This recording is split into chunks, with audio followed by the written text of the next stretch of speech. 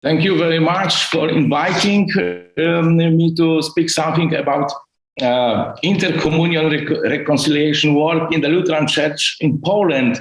But we are a minority church, but this topic have some connection with this minority, but this is not the main issues. Behind this topic, hidden some very important topic, I think, in Lutheran churches, women ordination for as pastors and presbyters. This is a difficult task for me to briefly show, explain what this happens during many years in Poland. That this topic evokes emotion, not only in Poland. I think this evokes emotion in many parts of Europe, and of course this is in Poland too. I say sometimes could be some very small problem with ecumenical dialogue, but I try make my best.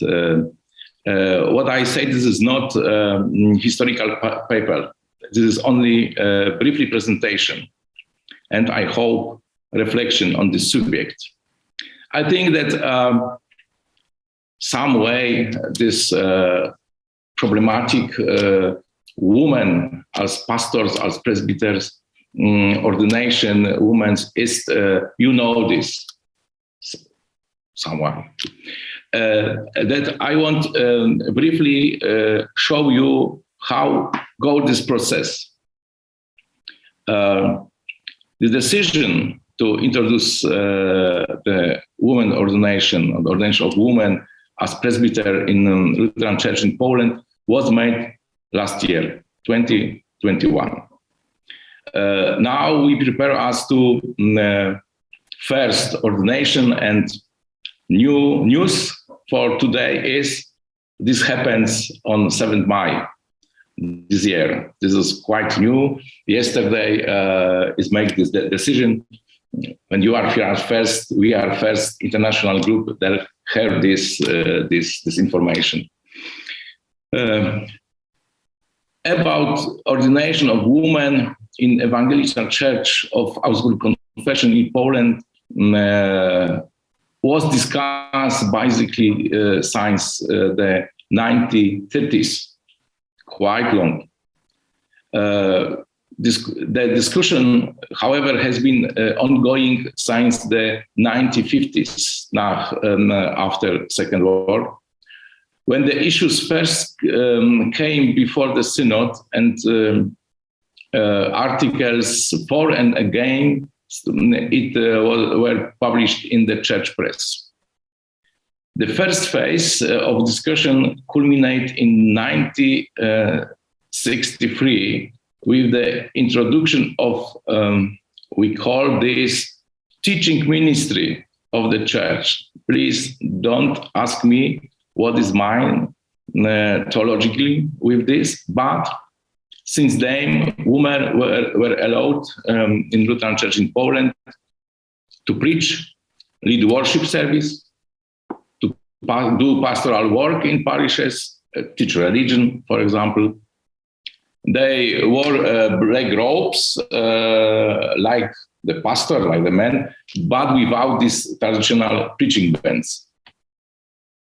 However, the subject was still present in the life of the church and came up from the time to time in discussion, both in official bodies and among parishioners. Sometimes, of course, this discuss was very emotional.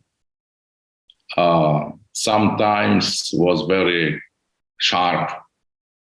It was, of course, a time when we don't discuss about it. As a result of these discussions,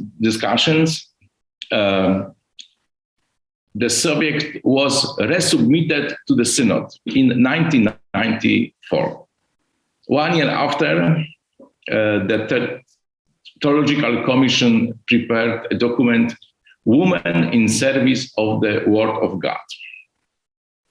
3 years after, members of the Synodal Commission for Theology and Pastoral Care prepared 7 theses. Why the Evangelical Church of the Auxiliary Confession in Poland should introduce the ordination of women.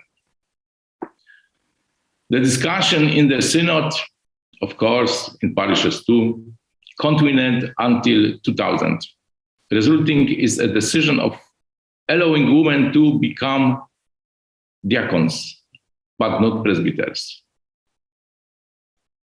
The next stage was started in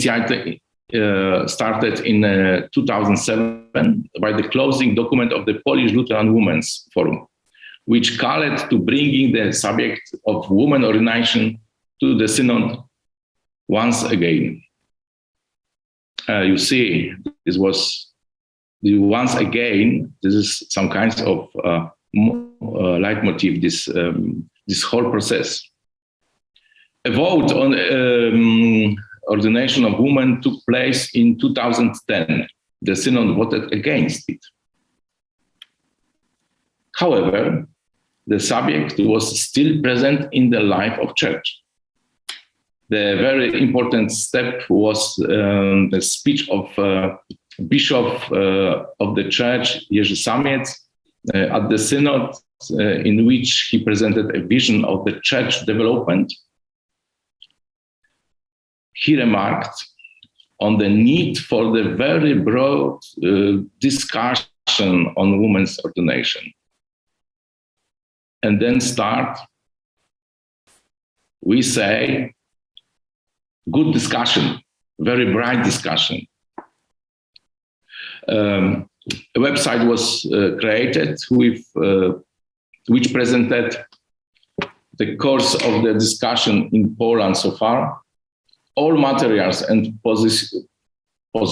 positions for and against, biblical resources for discussion, positions of other Lutheran Church for and of course against, then letters and the new position of organization, individual persons, parishioners, and clergy. Articles were published in the church press. The topic was widely discussed at meetings.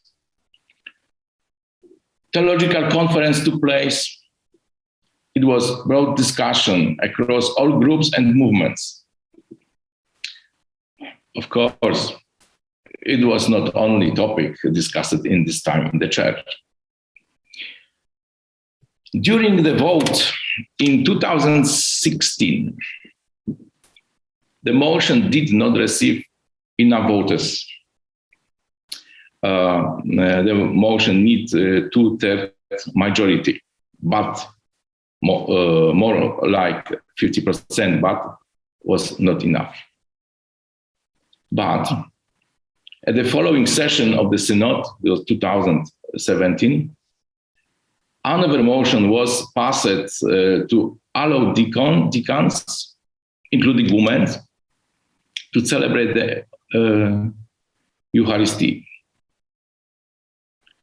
However, the subject was still present in the life of the church, and the discussion continued.